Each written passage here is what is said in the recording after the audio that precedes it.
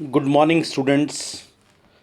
आज अपन बात कर रहे हैं बहुत ही महत्वपूर्ण टॉपिक के ऊपर, मौलिक अधिकारों के संबंध के अंदर। मैंने आपको बीच बीच में मौलिक अधिकारों के बारे के अंदर बात करी है, लेकिन आज मैं बहुत ही डिटेल के अंदर थोड़ा सा जाना चाह रहा हूँ और उसी के लिए इस चैप्टर को मैंने दोबारा उठाया हैगा। हर एग्ज़ाम के अंदर मौलिक अधिकारों पर काफ़ी ज़्यादा पूछा जाता रहा है और इसीलिए मैं इसको बहुत डिटेल में देने की कोशिश कर रहा हूँ, जिससे कि आप इसको समझ सकें।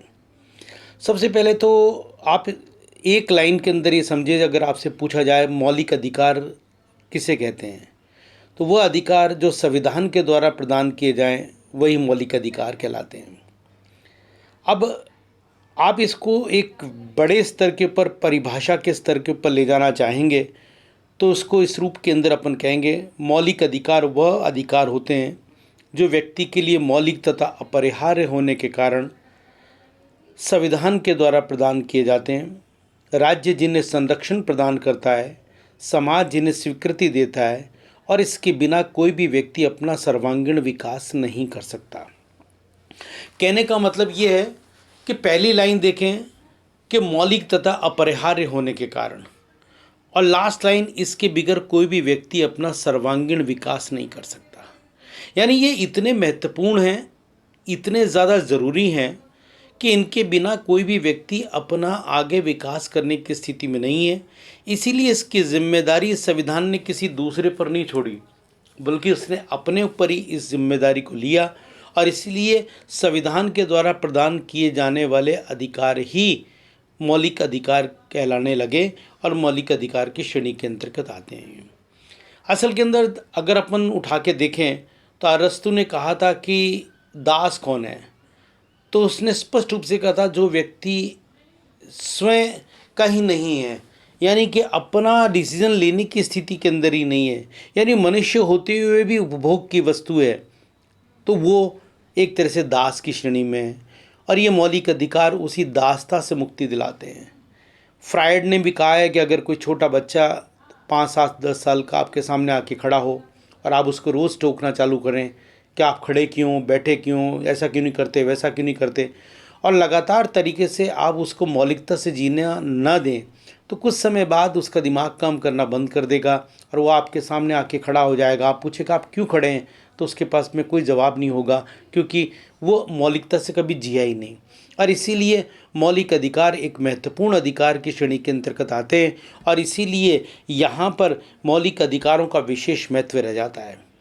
भारतीय संविधान के अंदर भाग 3 के अंदर इसका उल्लेख किया गया है, अनुच्छेद 12 से लेकर 35 तक। असल के अंदर पंडित नेहरू ने इसी भाग को संविधान के अंतरात्मा के नाम से भी जाना और अंतरात्मा कहा। मौलिक अधिकारों की प्रेरणा भारत ने अमेरिका के संविधान से ली है, ये आप लोगों को अच्छी तरह से पता होना चाहिए। अगर अपन देखें, मूल संविधान के अंदर 7 मौलिक अधिकारों का उल्लेख था, परंतु 44वें संविधान संशोधन अधिनियम 1978 के द्वारा संपत्ति के मौलिक अधिकार को समाप्त कर दिया गया और इसे एक सामान्य कानूनी अधिकार के रूप में अनुच्छेद 301 के अंदर एक स्थापित कर दिया गया है। ये स्थिति आज की तारीख में है। आज जो 6 मौलिक अधिकार हैं वो अधिकार हैं समानता का अधिकार, स्वतंत्रता का अधिकार, शोषण के विरुद्ध अधिकार, धार्मिक स्वतंत्रता का अधिकार, संस्कृति तथा शिक्षा संबंधी अधिकार और संवैधानिक उपचारों का अधिकार। ये अधिकार इसके अंतर्गत हैं। लेकिन हम अधिकार की तरफ बढ़ने से पहले 2 चीज़ें समझ लें, अनुच्छेद 12 और अनुच्छेद 13 को। अनुच्छेद 12 में कहा गया है कि इस भाग में जहाँ भी राज्य शब्द आएगा, यानी स्टेट शब्द आएगा, उसका तात्पर्य कार्यपालिका तथा व्यवस्थापिका से होगा, न्यायपालिका से नहीं होगा। ये स्पष्ट रूप से ध्यान रखना, ज़्यादातर लोगों को नहीं पता होता।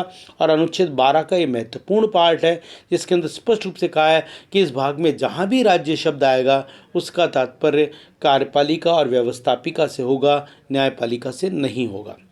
इसी तरह अनुच्छेद 13(1), इसमें क्या कहा है कि भारत में कोई भी ऐसा कानून लागू नहीं किया जा सकता या नहीं चल सकता जो मौलिक अधिकारों का हनन करे। यहाँ कानून से तात्पर्य है संसद का कानून, राज्य का कानून, राष्ट्रपति या राज्यपाल का कोई अध्यादेश या कार्यपालिका का कोई आदेश या कोई सरकारी नियम, निर्देश, रीति रिवाज कुछ भी हो, ऐसा कोई भी चीज़ लागू नहीं हो सकती, नहीं चल सकती जो कि मौलिक अधिकारों को सीमित करती हो।